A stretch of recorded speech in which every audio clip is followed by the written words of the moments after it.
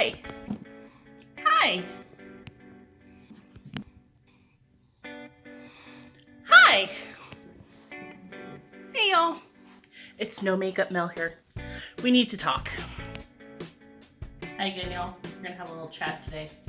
So it is video 2, week 2, 3 of my little weight loss journey.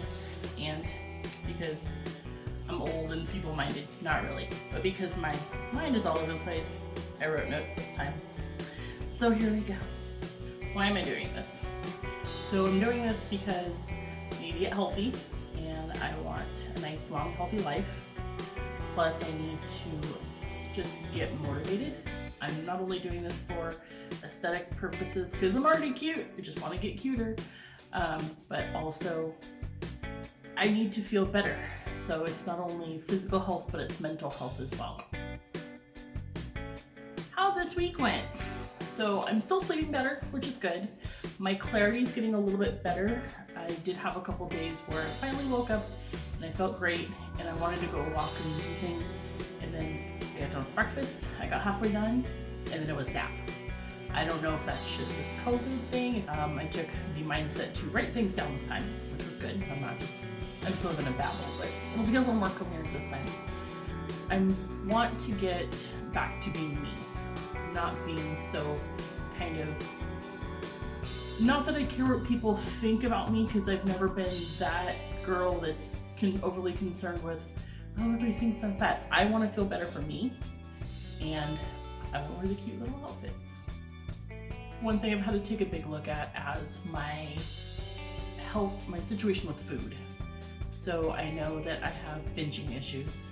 I know that I have sneak eating issues. That's been ever since as long as I can remember, and it's still a thing, which is sad because even if I go somewhere and I know I don't have to sneak eat, it's, oh, nobody's around, let me just sneak an Oreo really quick, or hey, there's a piece of chocolate, or it's something mental I just have to stop. And so I've been working on that. So this week, we had meal prep again, and we went through a lot of keto type recipes. I will have the recipes and the links in the description box below. And so for the next 5 minutes, we're going to show how I did the cider braised chicken and mushrooms, which was really good. The mushrooms, I love mushrooms anyway, so they're amazing, and they make a good snack on their own. And also a couple other dishes. So for the next 5 minutes, just like last time, you're gonna have a recipe. If not, you wanna know the update, go ahead and skip past the 5 minutes and we'll let you know what happened. Good day, my peeps. Today on Mel's Random Kitchen, we are going to be making cider braised chicken and mushrooms. You're going to need 4 pieces of chicken, 2 shallots, salt and pepper, some chicken broth, a little bit of spicy mustard, thyme, sea salt, 2 8-ounce packages of mushrooms, and of course your cider. Now the first thing you're going to do is get those chickies naked. You're going to take the skin off. Once you take the skin off, you can salt and pepper them to taste and then put them aside. You're then going to take your shallots, cut them up, take your garlic, cut it up, add it to it, try not to make too much of a mess, throw that to the side. Alright, my peeps, you know it's dad joke time. Take a little time because you got the time, cut it and put it over to the side. Mushrooms, chopped. Don't forget that little guy.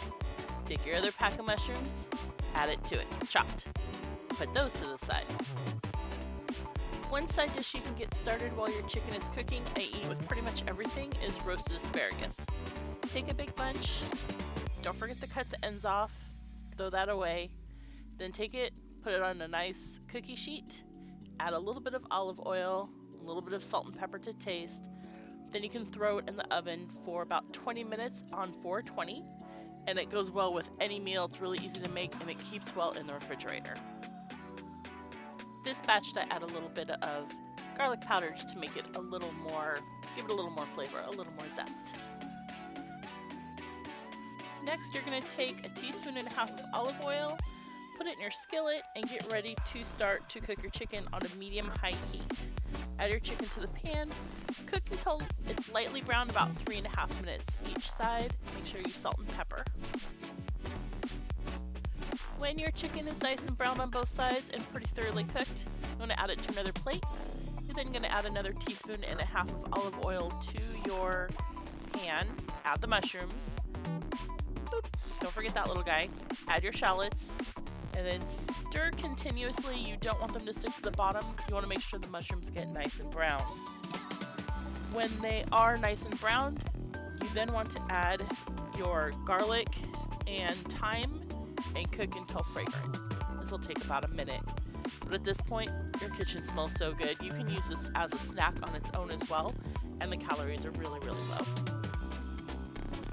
At this point, you want to reduce your heat to a medium-low, and then you can add the broth, the cider, and the mustard. Make sure you get everything off that little spoon, and then bring it to a simmer. Scrape up the bits and the little caramelized sections on the bottom of the pan. Make sure that gets cooked. So you want to get that up to a bit of a simmer. I covered it for a little while just to heat it up a little bit faster. But once it's simmering, you can take your chicken and... Okay, Mel, get your chicken. There we go. Take your chicken, put it back in the pan. There, put it back in the pan, and let it braise for about 8 minutes until everything's thoroughly cooked. This will also give your chicken time to take on a lot of that syrupy goodness that's in the pot. So at this point, I went ahead, covered, kept it on medium-low, watched a couple YouTubes. Occasionally, I came back to stir it or to braise the chicken or flip it to make sure that everything melded together well. Once that chicken's done its initial cooking, you can then leave the lid off and let it cook for about another 5 minutes until a lot of that liquid reduces. So you don't have to flip the chicken over as much. I just wanted to make sure everything is really cooked.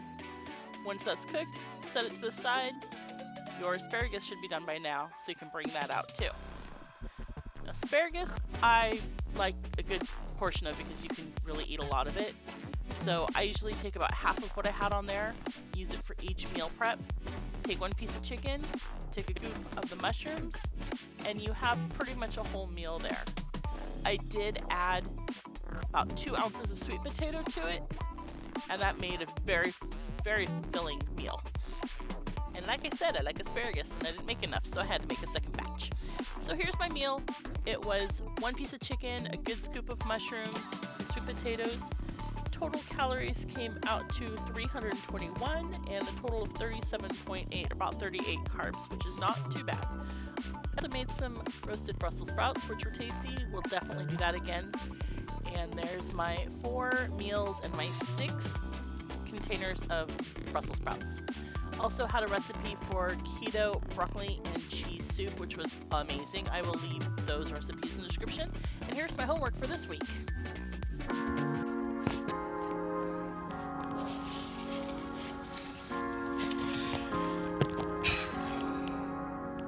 Hi. Okay, I just got out of the store, and hopefully that's going to be a video for next week. We'll see if I actually have the courage to do anything. But I wanted to give a little update on what's going on. So last week I lost half a pound. I mean, it wasn't the 8 pounds from the week before, but that was crazy. But it wasn't a gain, so that's always a bonus. I still slept really well. My mental state's actually been getting better.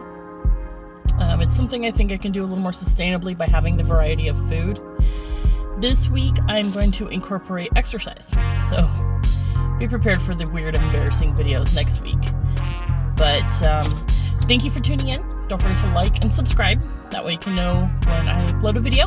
And love you. See you next week.